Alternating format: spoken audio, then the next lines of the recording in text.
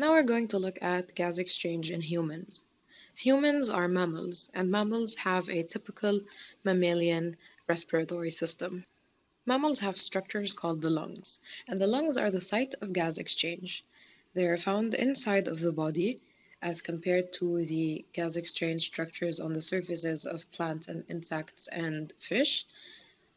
And they're located in the body because the air is not dense enough to support and protect them, and the body would otherwise lose water and dry out.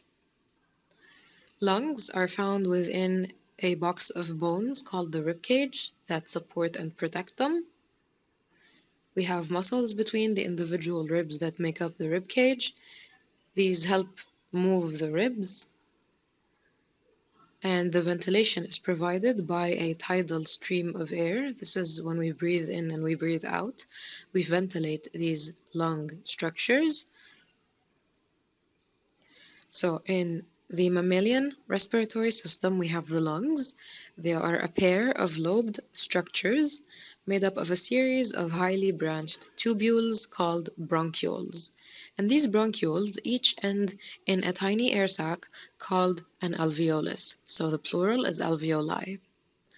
We have a structure called the trachea. It is a flexible airway supported by rings of cartilage, which prevents the collapse of this trachea because the air pressure inside will fall when we breathe, so it can literally collapse, but it is kept open by this cartilage. So the walls of the trachea are made of muscle, and they're lined with ciliated epithelium and goblet cells.